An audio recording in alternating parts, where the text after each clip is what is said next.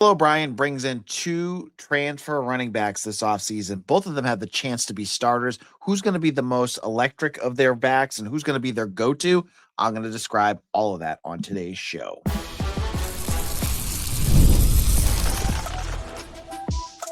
You are Locked On Boston College, your daily podcast on the Boston College Eagles. Part of the Locked On Podcast Network, your team every day.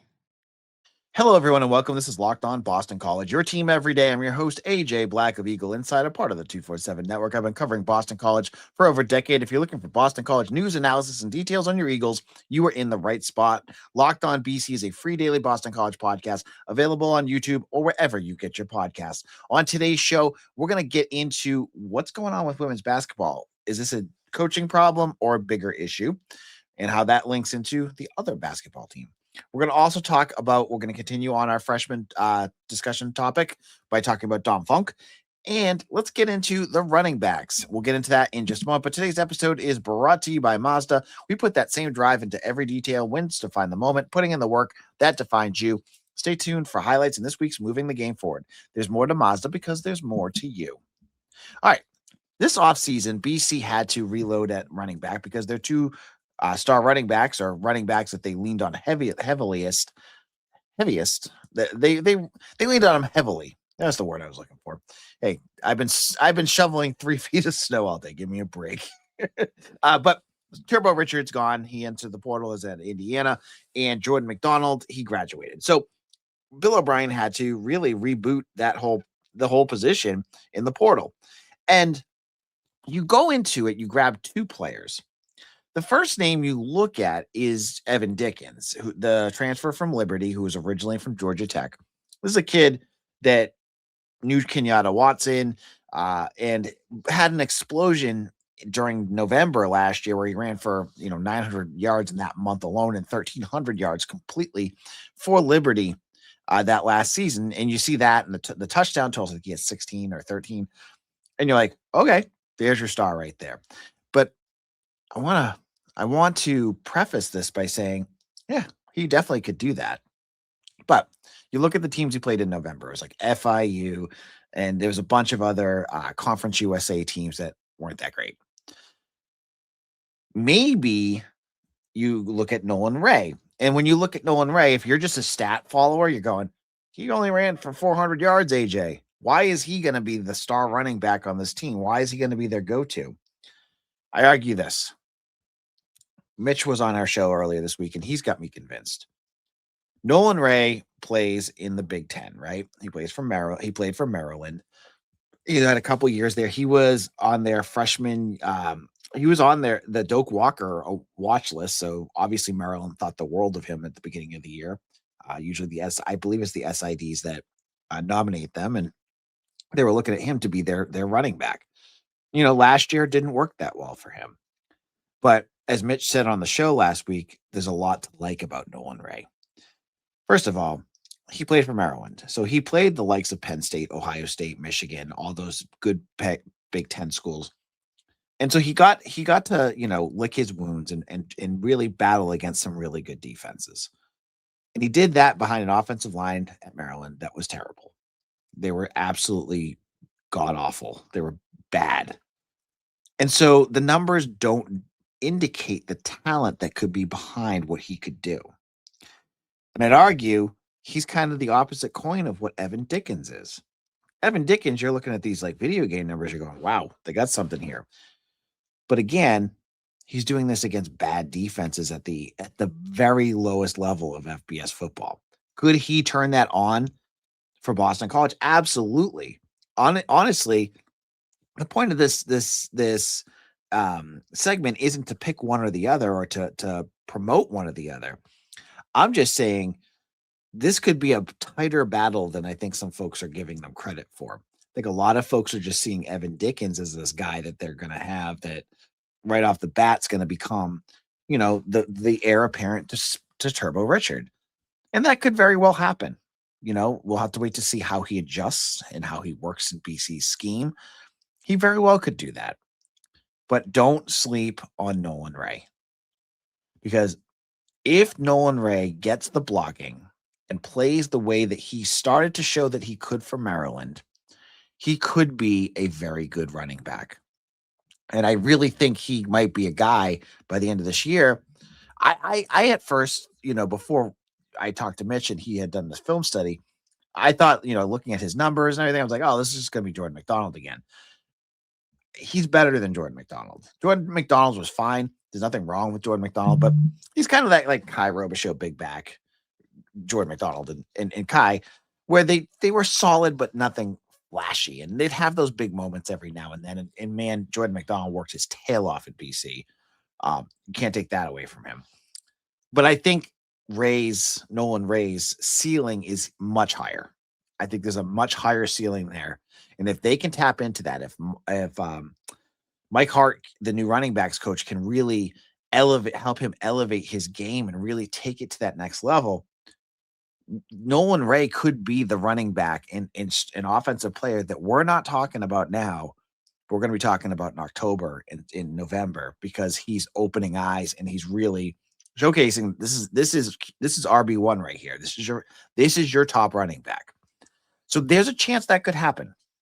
And there's also a chance that Evan Dickens, the things that he did for Liberty, is going to translate over to Boston College. And even against tougher opponents, he's going to be fine.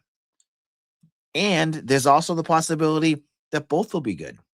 Maybe you're going to get that lightning and thunder kind of running back situation where you can utilize both of them and you're going to be in good shape. On top of all of that, you got a couple other backs that they're going to want their voices heard too. You got Bo McCormick and you've got Mekhi Dodd, who are both, sophomores or redshirt freshmen at this point. McCormick, there was a reason why he blew up at summer camp last year. He was very good.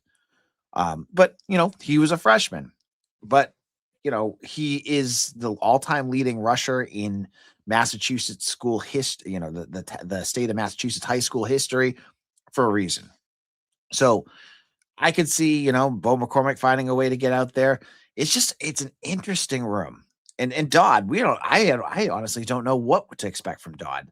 And to be fair too, you got to always mention the freshman, Cedric Addison.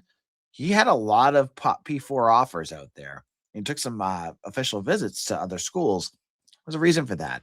So the transfers may end up taking the bulk of those snaps, but those other three guys are also worth mentioning as well, because injuries happen, guys ball out at camp, all that good stuff. You could see that happening. And then, a Bo McCormick all of a sudden is lighting things up. I'm just curious with these two new transfers, how they, carve out their roles on this roster. Now, in a moment, let's get into another freshman, one that we've talked about a lot on this pod. But hey, there's a lot of new listeners out there. I want to make sure they hear about it too. We're going to get funky.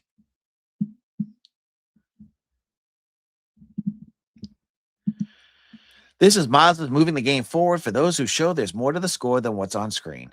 During the BC hockey games this weekend, big goals, none bigger than Oscar Hemming, who helped beat UConn this weekend. And his big game, his first collegiate goal, was a huge one for BC.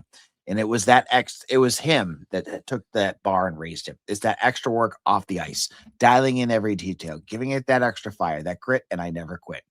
We put that same passion into every model. Highlights makes the real. What it took to get there makes it count. There's more to a Mazda because there's more to you.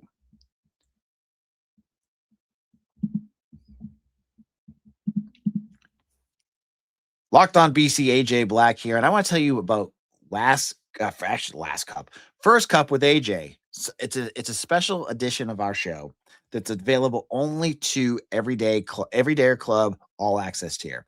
These are regular shows. I try to get them out a couple times every week, where it's just me riffing on all the newest things going on with BC in a much more casual setting. What do I really think on certain things? Tomorrow, I'm going to talk about what my gut is starting to tell me about Mason McKenzie. I'm going to get into that. Earlier, we talked about recruiting. I talked about quarterbacks. I've gotten into everything. And you can get that if you become part of our all access tier. You also get to text with me. You get access to our Discord channel. You get all these goodies, support the show, and you get tons more Boston College news and analysis with a potential basketball coaching change. This is something you're going to want to take advantage of. I'm telling you this right now. So sign up. Link is in the show notes. All right. Part of our drive to spring practice, the players are there and they're working out. You can see them, every day. It's grinding, getting better every day, or whatever. Good catchphrase. They've found one for every single practice or workout that they're doing. But as we get closer to the actual practices, I'm trying to get into all the freshmen, try to give you a overview of who they have. So previous episodes, I talked about Femi Babalola, Cameron McGee. Today, I want to talk about the Funk man, Dominic Funke. Now, Dominic Funke, he is a legacy member of Boston College football. His dad played at BC. His brother, Jack, was a offensive lineman for a while. He just transferred to Bryant, I believe. And then Dom came in. Now, Dom played at Zavarian Brothers right down the road. And he's a defensive edge rusher, 6'3", 240 pounds, according to his BC Eagles bio. And he was a guy that started to come on really strong, especially his senior year. You look at the numbers that he put up at Zavarian Brothers, and you can see why he's going to be a power 4 edge rusher. He had 100 career total tackles for losses, 50 career sacks. And he had a bunch his senior year. I don't have the exact number in front of me, but he had a big year. And this was a kid that BC jumped in, I would say a little bit later than I would expect. A lot of local kids, they kind of jump in really early and they try to build that relationship. But Dom, they had him on campus and all that good stuff. But the offer came a little bit later. And it didn't take long for Dom to pull the trigger. He was BC bound no matter what. BC just had to show interest that they wanted him, and they clearly did. Last year, I swear to God, I was at a couple dozen practices, and every other one, Dom was there. He was always there. And he's a BC guy through and through. Him and Mac Fitzgerald, they just strike me as BC guys. And the family's great, right? Obviously they have a BC connection. But his talent is what stood out to me. Now, this is a kid that had multiple Power 4 offers. He was top 10 in his state, in the state. And, just a really good player. Now, if you go and just go by 247 ratings, right, you're going to talk a lot about Mason Leak and Demetrius Thompson. These are two other edge rushers that are coming in. Both are 4 stars. And obviously, if you're just in love with stars, you're going to look at that. But don't sleep on Dom Funke. Now, Dom, I don't believe is coming until the summer. So you're going to have to wait a little bit to get to see what he can do. And honestly, for this upcoming season, the edge rusher position, to me, I don't want to say stacked because that's not a fair assumption of what could happen there. But they've got a lot of older bodies or getting up there in age that probably are going to take most of the snaps. And I think they're going to be kind of set there. You got your Chris Jones, the kid from Georgia, Demetrius Ballard from Buffalo, Favor Bate, who really kind of had his ups and downs, but he was coming in from Merrimack. He's going to be another year under his belt.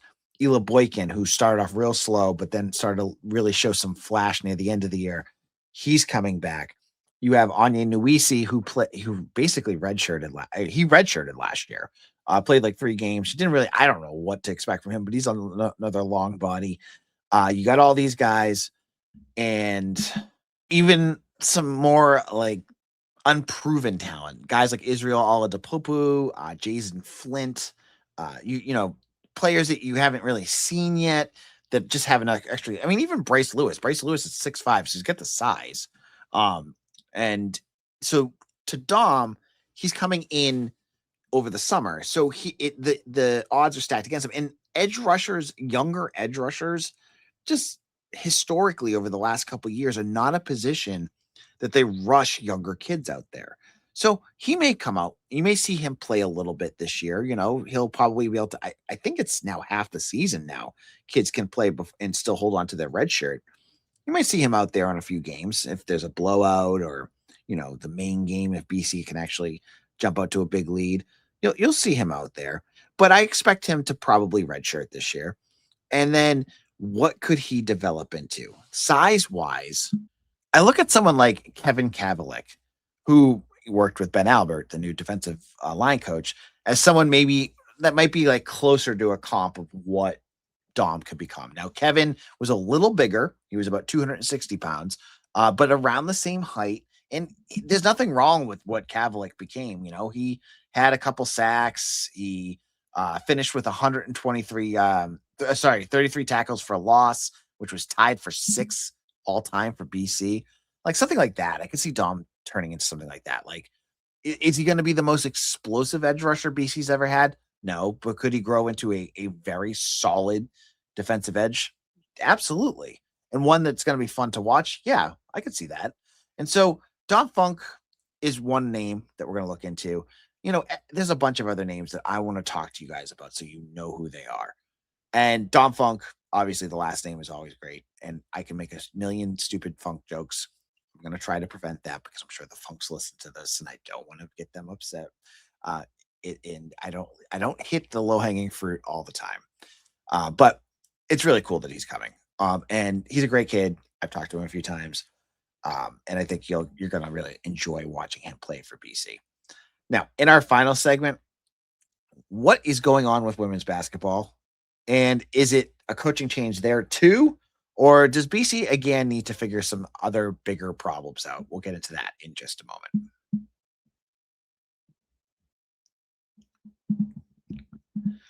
Hiring isn't just about finding someone willing to take the job. It's about finding the right person with the right background who can actually help your business move forward. And if you want candidates who want to match what you're looking for, Indeed sponsored jobs is the move.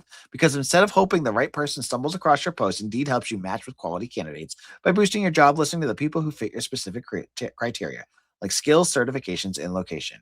If I was hiring for Eagle Insight, I wouldn't want someone who can just write. I want someone with real experience who can jump right in and know what they're doing. And you can find all that on Indeed. It saves time because you're spending less energy sorting through mismatches. And here's a stat that says it all. In the minute I've been talking to you, companies like yours have made 27 hires on Indeed, according to Indeed data worldwide. So if you're hiring, spend less time searching and more time interviewing candidates who check all your boxes with Indeed sponsored jobs. Listen on this show will get $75 sponsored job credit to help you get the job, the premium status it deserves at Indeed.com/podcast. That's Indeed.com/podcast. Terms and conditions apply. Hiring, do it the right way with Indeed. Wrapping things up here at Locked On Boston College, AJ Black here. So quick news note before we get into our final segment. Because of the blizzard outside, which just wrapped up and it was awful, and I'm going to be stuck home with my kids again tomorrow. Please make it stop. Just kidding. I love my kids. The BC Wake Forest basketball game that was supposed to happen on Tuesday evening has been pushed to Wednesday. I guess there's probably travel issues. The roads are a disaster still. They're going to push it off another day. I mean, honestly, they could probably push it off for indefinitely and I wouldn't care. But that game is going to be now pushed off a little bit. So just mark your calendars if you were planning on going to that Wake Forest game. That is now Wednesday at 6 p.m. Now, I want to talk a little bit about women's basketball because I don't really get into it on this show all that much, but I have to talk about it because it's just so sad. I really liked watching what Joanna McNamee had been doing with this roster for a couple of years. The years that they had some of those really good teams that, got to the NITs and were able to push and play some really tough games were a lot of fun. Taylor Soule, that crew. The transfer portal has absolutely wrecked this program. And I don't know what money BC is putting into this program. It's hard to tell. I just look at who they brought in from the portal, and it's just a lot of the names aren't like. I mean, I just looked at it when they brought him in, and you were bringing like somebody from San Diego that was playing like 5 minutes a game, and like you just weren't bringing in like top quality talent. And I was worried about that. I said that on our show, like in the few times I've talked about women's basketball, I was like, this team is getting destroyed by the portal and they're not bringing much back in. They're in big trouble. And the results are speaking for themselves. Right now, they are 5-25. They are 1-16 in conference. And mercifully, they only have how many more games they have left? 2, I think. They have Wake Forest as well on Sunday, and they have Syracuse on a week from Sunday. So 2 more games to go. They actually just won their first game in ACC play by beating pretty soundly SMU on the road. So congratulations to them.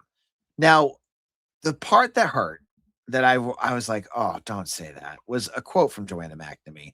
And I get what she's saying, but I got to read it to you. She said, although it wasn't enough to get wins, it was enough for me and our staff, and I hope Boston College to be proud of them. And this was from, I want to shout out Matt Cobb. I think he's from the Heights. And this was Joanna McNamee about her team, staff, and program's commitment this season. Yeah, the girls tried hard, but to be proud, I'm pretty proud of them. They were 5-25. Like, I don't know. It's tough. Now, I wanted to bring up something here because the record, you would say, oh, you got to fire Joanna McNamee right away, right? You got to fire her. And I'm not on board with that. This is a program that for a couple years, she's been able to really push and get them to a better level. It goes back to everything that's wrong with BC.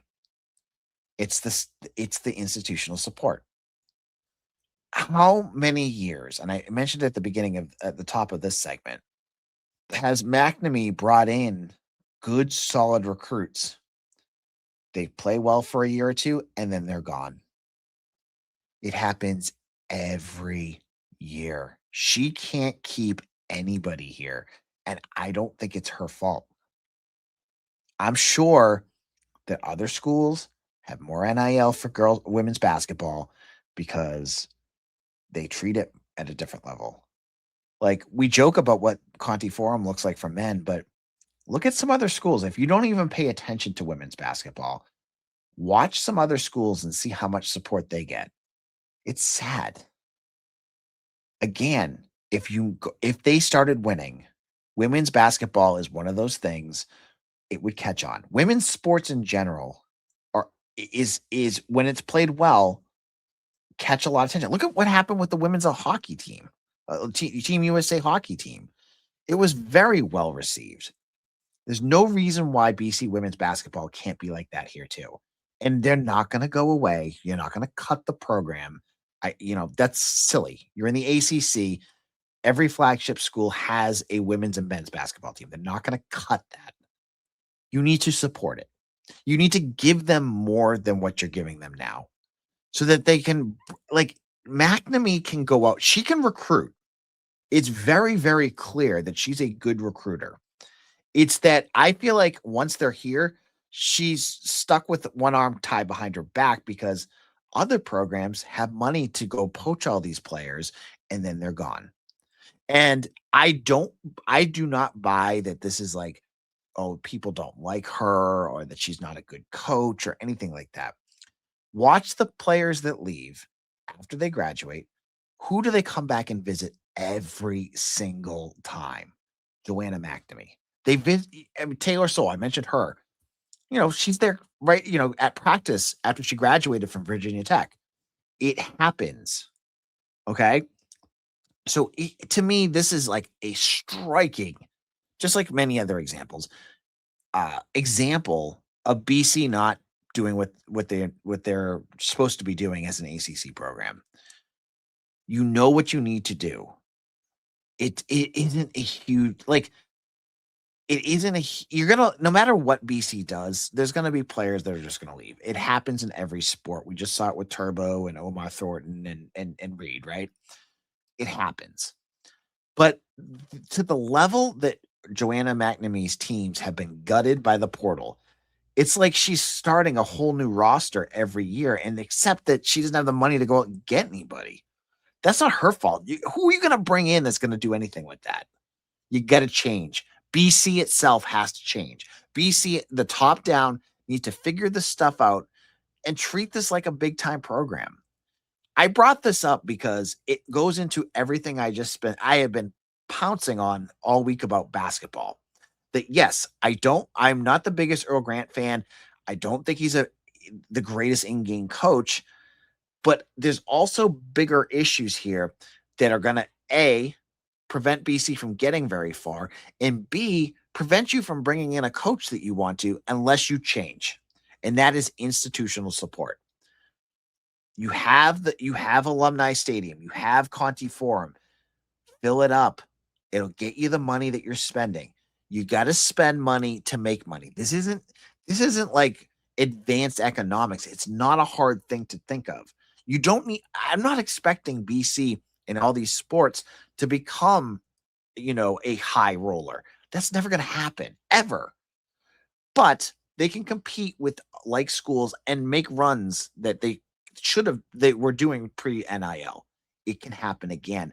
But again, it's going to start up top. So I'm using my pulpit here to continue to talk about it so that you, if you're out there, can keep talking to BC people that you know and push them to continue to push athletics to another level.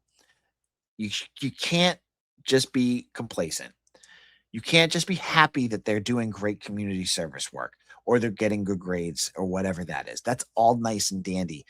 It doesn't help you win basketball games. It doesn't help you win hockey games. It doesn't help you win football games. I will be back again tomorrow with more to talk about. Hopefully we have some more recruiting news, all sorts of good stuff. Make sure, again, I'm going to be talking about Mason McKenzie and what my real thoughts are on that up on the Everydayer Club. Sign up today. Check it out. I think you'll enjoy it. Follow me on AJ Black at AJ Black 247 on Twitter, on Facebook, Instagram, TikTok, all those good stuff. And I'll see you again tomorrow for another episode of Locked On Boston College, your team every day.